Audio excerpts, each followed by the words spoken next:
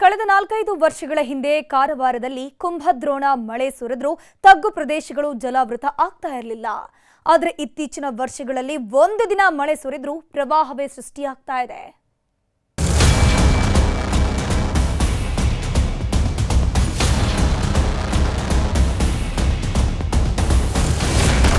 ಮಳೆ ನೀರು ಹರಿಯೋ ಜಾಗದಲ್ಲಿ ಅಪಾರ್ಟ್ಮೆಂಟ್, ಸಣ್ಣ ಮಳೆಗೂ ಕಾರವಾರದಲ್ಲಿ ಪ್ರವಾಹ ಪರಿಸ್ಥಿತಿ ಸೃಷ್ಟಿ.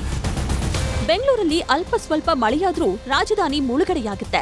ಅದೇ ಪರಿಸ್ಥಿತಿ ಈಗ ಉತ್ತರ ಕನ್ನಡ ಜಿಲ್ಲಾ ಕೇಂದ್ರ ಕಾರವಾರದಲ್ಲೂ ಸೃಷ್ಟಿಯಾಗಿದೆ. ವರ್ಷದಿಂದ ವರ್ಷಕ್ಕೆ ಗಗನ ಚುಂಬಿ ಕಟ್ಟಡಗಳು, ಬಹುಮಹಡಿ ಅಪಾರ್ಟ್ಮೆಂಟ್ಗಳು ನಿರ್ಮಾಣವಾಗಿದ್ದು ಸೂಕ್ತ ಚರಂಡಿ ವ್ಯವಸ್ಥೆ ಇಲ್ಲದೆ ಸಮಸ್ಯೆ ಎದುರಾಗ್ತಿದೆ.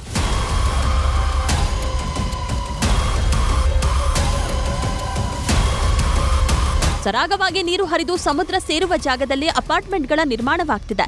ರಾಜಕಾಲುವೆಗಳ ಹೂಳೆತ್ತದೆ ಅಧಿಕಾರಿಗಳು ನಿರ್ಲಕ್ಷ್ಯ ತೋರ್ತಾ ಇದ್ದು ಒಂದು ದಿನದ ಮಳೆಗೆ ಕಾರವಾರದಲ್ಲಿ ಪ್ರವಾಹವೇ ಸೃಷ್ಟಿಯಾಗಿದೆ. ಹೀಗಾಗಿ ಮಳೆಗಾಲದಲ್ಲಿ ಭಯದಲ್ಲೇ ಜೀವನ ದೂಡಬೇಕಾದ ಪರಿಸ್ಥಿತಿ ನಿರ್ಮಾಣವಾಗಿದೆ.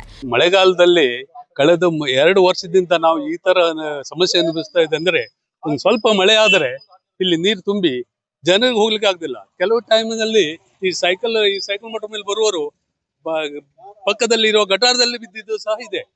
ಕಾರಣ ನೀರು ಎಲ್ಲಿ ಮತ್ತು ಗಟಾರಲ್ಲಿ ರೋಡ್ ಎಲ್ಲಿ ಕಾಣುವುದೂ ಇಲ್ಲ. 1.5 ಫೂಟ್ ನೀರು ತುಂಬುತ್ತದೆ, ರಸ್ತೆ ಮೇಲೆ ಇರ್ತದೆ. ಕಾರವಾರ ಗುನಗಿವಾಡ, ಮಾರಿಯಾನಗರ, ಹಬ್ಬುವಾಡ ರಸ್ತೆ, ಕೆಎಚ್ಪಿ ಕಾಲೋನಿ ರಸ್ತೆ, ರಾಘವೇಂದ್ರ ಮಠ ರಸ್ತೆ ಸೇರಿದಂತೆ ಹಲವು ಕಡೆ ಅಲ್ಪ ಸ್ವಲ್ಪ ಮಳೆಯಾದ್ರೂ ನೀರು ತುಂಬಿಕೊಂಡು ಪ್ರವಾಹ ಸೃಷ್ಟಿಯಾಗುತ್ತೆ. ಇದಕ್ಕೆಲ್ಲ ಕಾರಣ ಬೇಕಾಬಿಟ್ಟಿಯಾಗಿ ನಿರ್ಮಾಣವಾಗುತ್ತಿರುವ ಬಹುಮಹಡಿ ಕಟ್ಟಡಗಳು ಎಂದು ಜನರು ಕಿಡಿಕಾರ್ತಿದ್ದಾರೆ. ಮಳೆಗಾಲ ಬಂತು ಅಂದ್ರೆ ಮನೆ ಮಠ ತೊರೆಯಬೇಕಾದ ಪರಿಸ್ಥಿತಿ ಬಂದೊದಗಿದೆ. ಮುಂದಿನ 5-6 ವರ್ಷಗಳಲ್ಲಿ ಬೆಂಗಳೂರು ಪರಿಸ್ಥಿತಿ ಬಂದ್ರೂ ಅಚ್ಚರಿಯಿಲ್ಲ ಅಂತ ಆತಂಕ ಹೊರಹಾಕಿದ್ದಾರೆ. ಕೆಎಚ್ಪಿ ನೀರು ಈ ಕಡೆ ಬರ್ತಾ ಇಲ್ಲಾಗಿತ್ತು. ಕೆಎಚ್ಪಿ ಅವರದು ಎಲ್ಲ ವಸೂಲಿ ದುಡ್ಡು ಮಾಡಿಕೊಂಡು ಮುನ್ಸಿಪಾಲಿಟಿ ಅವರು ನೀರೆಲ್ಲ ಈ ಕಡೆ ಬಿಡ್ತಾ ಇದ್ದಾರೆ, ಈ ನಮ್ಮ ಏರಿಯಾಕ್ಕೆ. ಆದ್ರಿಂದ ಇಲ್ಲೆಲ್ಲ ಫುಲ್ ಆಗಿ ಮನೆ ಎಲ್ಲ ಮುಳುಗ್ತಾ ಇದಾವೆ. ಎಷ್ಟೋ ಸಲ ಮುನ್ಸಿಪಾಲಿಟಿ ಅವ್ರು ಬಂದು ಹೋದ್ರು ನೋಡ್ತಾರೆ, ಹೋಗ್ತಾರೆ, ಓಡೋಗ್ತಾರೆ. ಯಾರೇ ಹೆದರ್ಕೊಂಡು ಹೋಗ್ತಾರೋ ದೇವರೇ ಗೊತ್ತು, ನಮಗೇನು ಗೊತ್ತಿಲ್ಲ. ಇದರಿಂದ ಇಲ್ಲಿ ಎಷ್ಟು ನೀರು ತುಂಬದೆ ಕಾರಣ ಮುನ್ಸಿಪಾಲಿಟಿ ಅವರು. ಸೆಕೆಂಡ್ ಡಿ ಸಿ ಸಾಹೇಬ್ರಿಗೂ ಲೆಟರ್ ಕೊಟ್ಟಾರಂತೆ, ಆದ್ರೂ ಅವ್ರು ಬರ್ತಾ ಇಲ್ಲ, ಇಲ್ಲಿ ನೋಡೋದಿಲ್ಲ, ಸಮಸ್ಯೆ ಆಲಿಸೋದಿಲ್ಲ.